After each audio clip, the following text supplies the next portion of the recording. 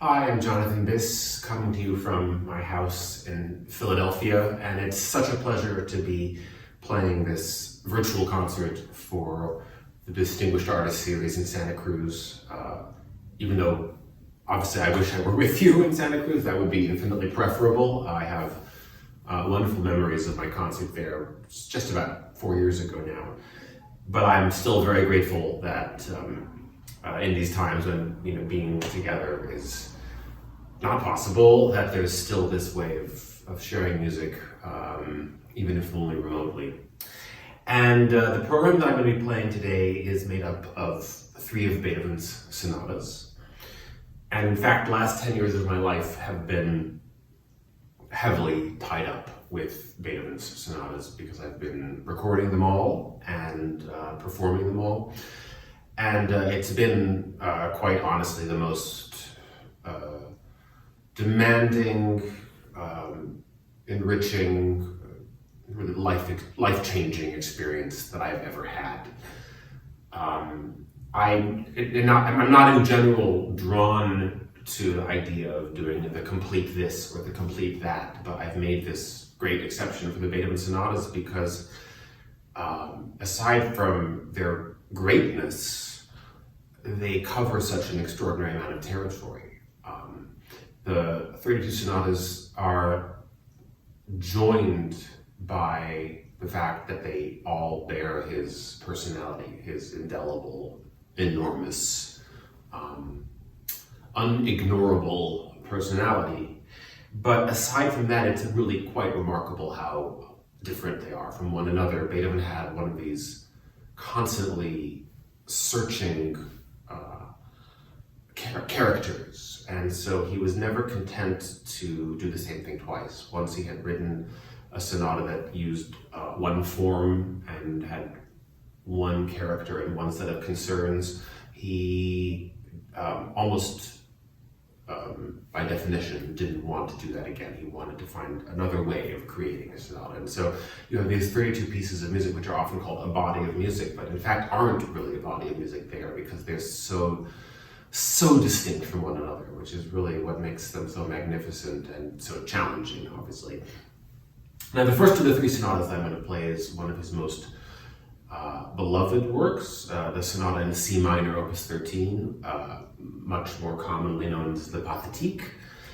And it's a quite remarkable piece, and one which gives the lie to a couple of commonly held ideas about Beethoven.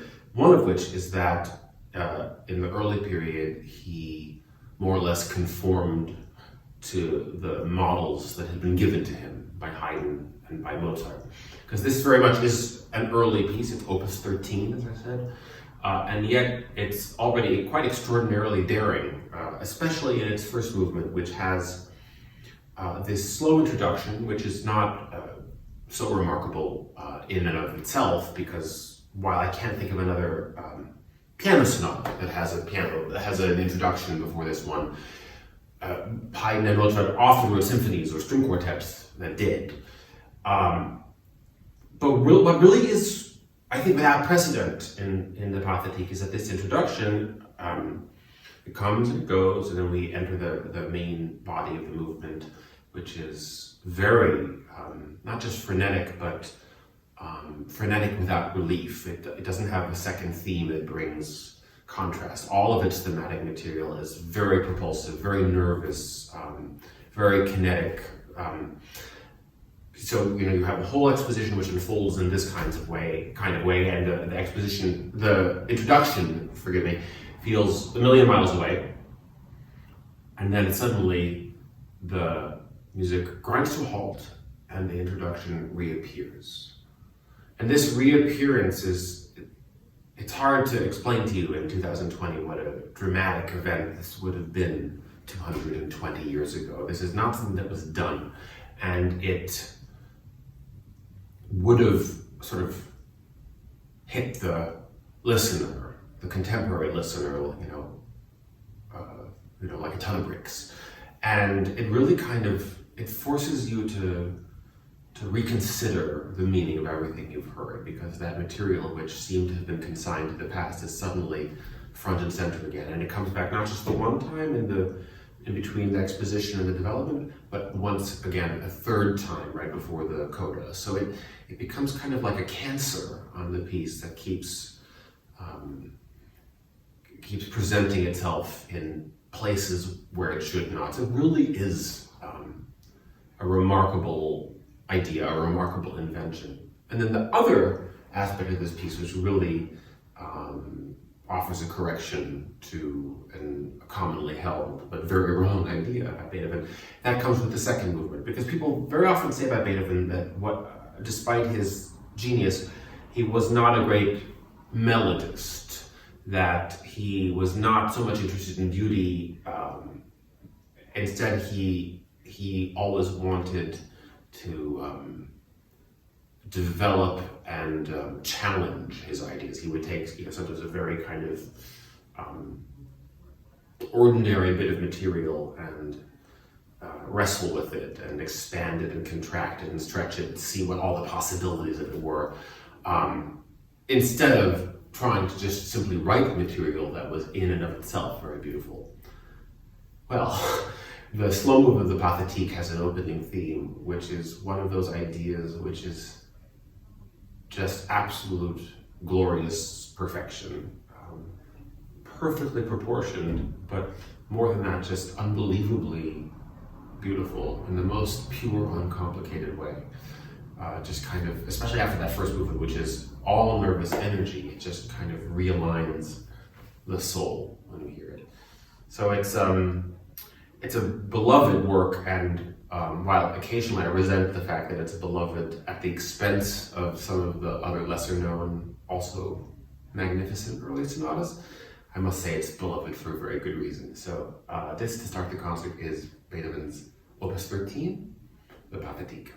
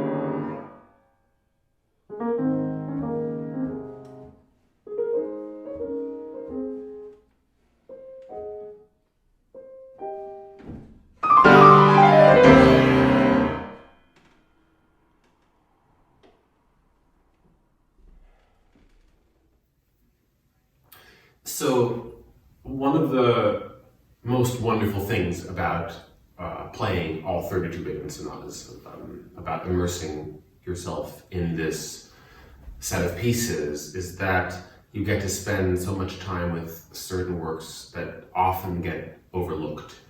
And the next piece that I'm going to play for you, the Sonata Opus 90, is a real prime example of that.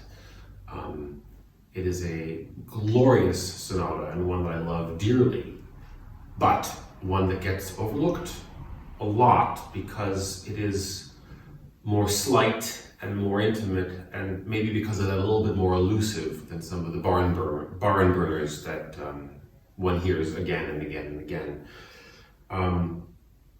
This sonata is in two movements, which is unusual. There's only a handful of the Beethoven sonatas that are in just two movements. It's much more common for them to be in 3 or 4. And whereas Beethoven was always interested in form, and therefore he was always interested in the ways in which the movements of the piece interact with one another, I think it becomes a particularly critical issue when there are only 2 movements. And that's one of the things about this piece that's so special, is the relationship between the 2 movements. Because the first is all conflict.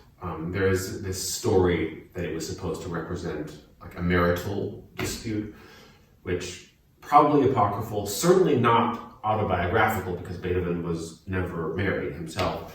But it doesn't really matter whether this story is true. There is this sense of butting heads, of the music sort of toggles back and forth between being very confrontational and then simply deeply sad at times, terribly resigned. And then it comes to an end, and out of the ashes of this very, very ultimately despondent first movement comes the most warm-hearted, open, uncomplicatedly positive second movement. That is one of the most uplifting things that Beethoven ever wrote. It sounds like a Schubert song as written by Beethoven. And I don't want to sort of give away what happens too much, but it's not just a question of character. In a very literal way, the ending of this movement, of the first movement, turns around and opens up and blossoms into the second movement. And I have played this piece many times, but I can never play it without being taken aback by its beauty and its optimism, which has seemed impossible just seconds earlier. So it's with great pleasure that I play for you the Sonata Opus 90 in E minor.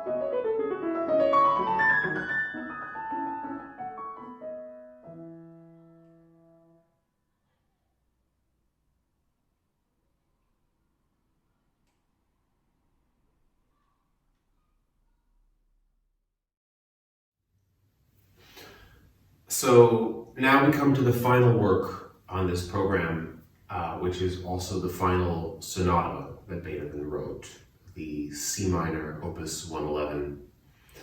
And I sort of think the less said about this piece, the better, because it's always kind of true that great music is greater than any description of it could ever be, but it's maybe even more the case with this piece than it is with most great pieces. Opus 111 really does defy description, and it has been one of the great gifts to my life. Again, like Opus 90, it's that rare sonata that's in only 2 movements, and they do, again, like Opus 90, represent opposites in a sense, because the first movement is one of the most severe, angry, and also airless movements. There's so little space in it. It's very terse. It doesn't have any excess material. It's a fully fleshed out sonata movement, which is over within a few minutes. But beyond that, it's also terse rhythmically. It has, double dotted rhythms which open it, which, sort of set this atmosphere of things being very rigorous, and that remains the case throughout the whole piece. The main theme is played in this uncompromising unison without any harmonic underpinning to soften its edges. This movement, the first movement, is all edges, and it creates an atmosphere of horrible intensity, a terrible intensity. And it does end in C major, but it's not a C major that provides any kind of sense of respite or release. And then, out of that comes the second movement, which suddenly, magically, is just pure wonderment. It's open and spacious in every way that the first movement was tight and closed in on itself. And that sense of opening up, it's one of the most magnificent things in music, as is the whole movement, honestly. It's a set of variations, but the word variations doesn't really begin to describe the adventures that this theme undertakes.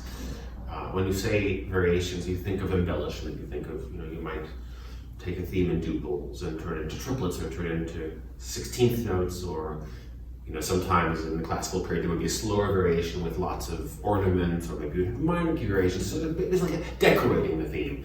But this is not about decoration at all. This is a psychological exploration of this theme. It sort of turns it inside out, and takes it places that you could not imagine it going. And then when he sort of puts it back together, and then it's revealed to have been an entirely different animal from what we thought it to be the first time around.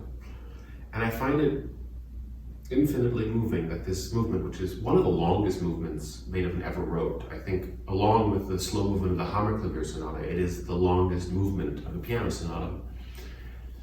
And yet it doesn't end in any kind of a definitive fashion. It ends with total mystery. It's as if he had great difficulty saying goodbye to the piece and to the genre of the piano sonata, which, after 32 goes, he never went back to again.